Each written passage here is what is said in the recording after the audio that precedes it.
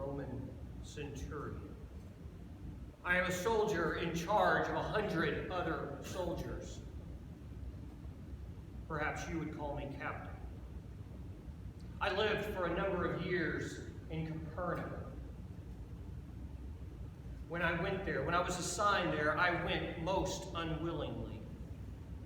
That land has always been considered a difficult assignment. It's many miles from Rome.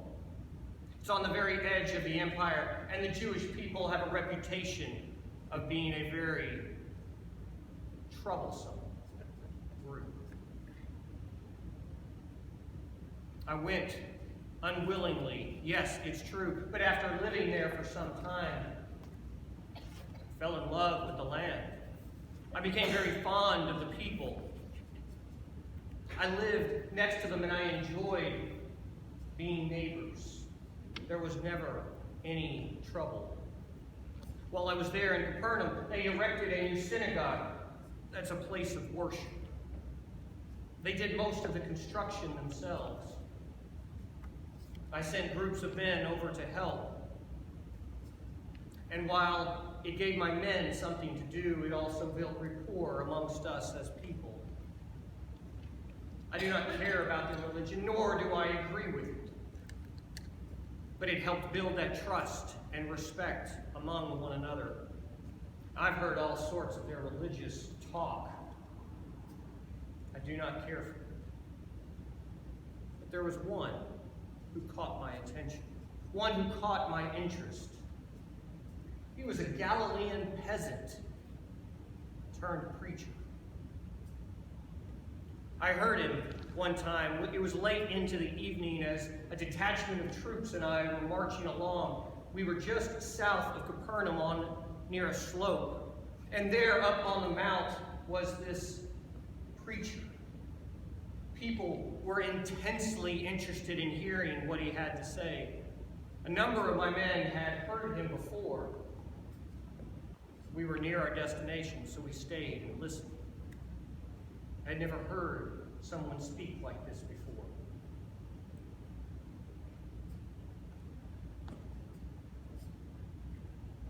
There must have been 5,000 people, at least.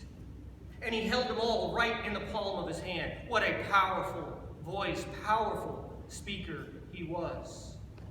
I never heard someone talk of God like this. I had opportunity to hear him again, to hear his teaching, his wisdom, and his understanding. I will never forget some of those things I heard him say. I was amazed at what he had said, but I was mesmerized by what he did. I wouldn't have believed it had I not seen it with my own eyes. Several months after I heard this Nazarene, one of my servant who had been with me for many, many years, became ill with a fever. I called in physician after physician, but it appeared that his sickness was leading to death. I didn't know what to do. I didn't know where to turn. I'm used to having things done. And then I remembered what I had seen this Jesus do. I was certain that if I could get him to my home, he could heal my servant. But who am I, a Roman centurion, to call for a Jewish rabbi? I asked some of my trusted Hebrew neighbors, please go seek him out and bring him here. They agreed to try. After they left, some time after they left, I remembered it isn't kosher for Jews to enter Roman homes. So I set out myself. I hadn't traveled more than a half-day's journey when I encountered my Jewish neighbors. They were escorting Jesus. He was coming to my house. I approached him. I introduced myself. I said, "Sir, I am a man of authority. I say go, people go. When I say come, people come. Sir, I see that you are a man of authority. Say the word, and my servant will be healed." The intensity with which he gazed at me pierced deep into me. And then he said, "Such faith I have not seen, even in Israel. According to your faith, your servant is healed. Go on your way." I attempted some words of gratitude, of appreciation, and then I left. When I got to my home, I was greeted at the door by my servant. The man was on his deathbed, and Jesus gave him life. I wouldn't have believed it if I hadn't seen it. Shortly after, I was given a new assignment, and I transferred from Capernaum to Caesarea.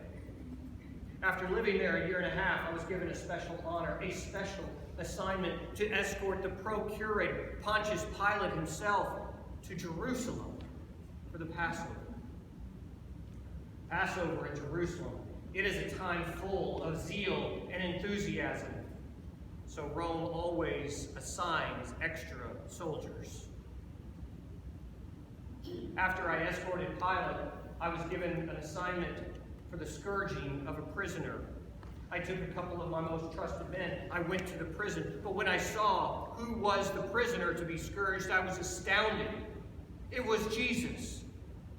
I was dumbfounded. He wasn't a traitor. He wasn't a thief. He wasn't a revolutionist. Surely he could have done nothing worthy of a scourging. I didn't want to do it, but I had no choice. If I failed to issue that order, I would be right there beside him getting that scourging. So I issued the command. I stood by while those metal-tipped thongs whipped his back to a bloody pulp. I regret it to this day. Later, I was given a special assignment to conduct a crucifixion. This was no surprise. I was expecting orders for 2 of the thieves who were in prison, but no, the orders I received were for 3. Yes, the 3rd was Jesus. As I went to the prison, I sensed my agony increasing. How could I execute this man? How could I execute the man who taught me greater understanding of God? How could I execute the man who healed my servant with a word from afar? I was wrapped in knots. I was struggling. But again, I had no choice. Obedience in the Roman army is supreme.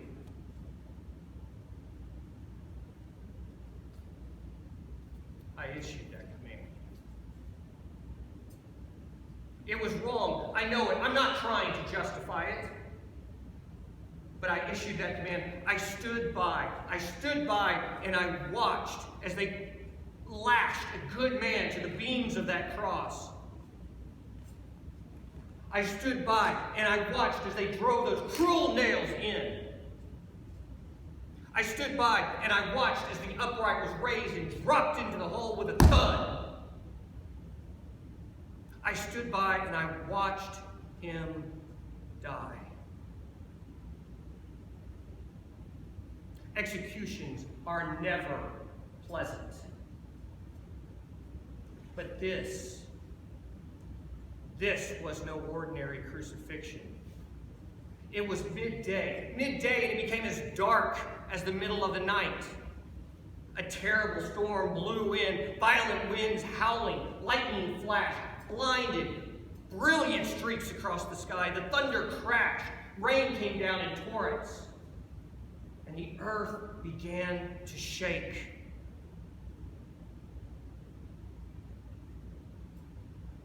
There, in the midst of that terrible event, in the horrible pain he must have been, as Jesus hung on that cross, he said, "Father, forgive them.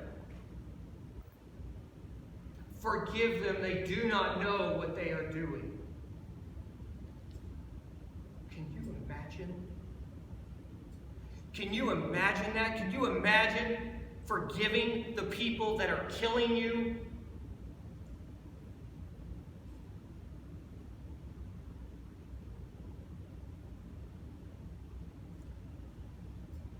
There's nothing else for me to say,